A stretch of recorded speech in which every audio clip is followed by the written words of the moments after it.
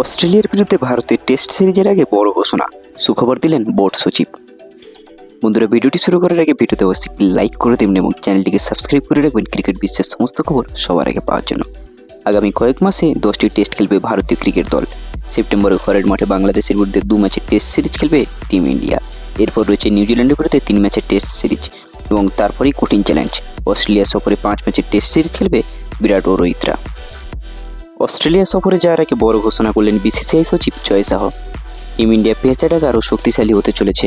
দয়া কামব্যাক করতে চলেছেন চোটের কারণে গত বছর ওডিআই বিশ্বকাপের পরে মাঠের বাইরে থাকা তারকা পেসার মোহাম্মদ শামি। গোড়ালির চোটের কারণে মাঠের বাইরে রয়েছেন শামি। গোড়ালির চোট নিয়েই গত বছর ওডিআই বিশ্বকাপ খেলেছিলেন তিনি।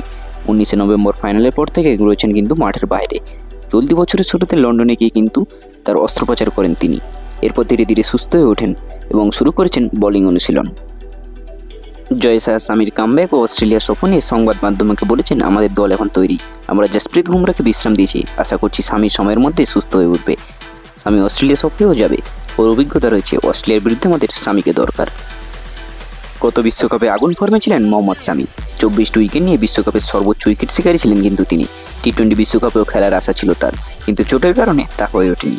এবার পুরোপুরি সুস্থ হয়ে মাঠে ফেরার জন্য কিন্তু রুকিয়ে রয়েছেন কিন্তু তারকা পেসার মোহাম্মদ শামি। বন্ধুরা, আপনাদের কি মতামত? মোহাম্মদ শামি কি টেস্ট সিরিজ খেলতে অস্ট্রেলিয়াতে যাবে?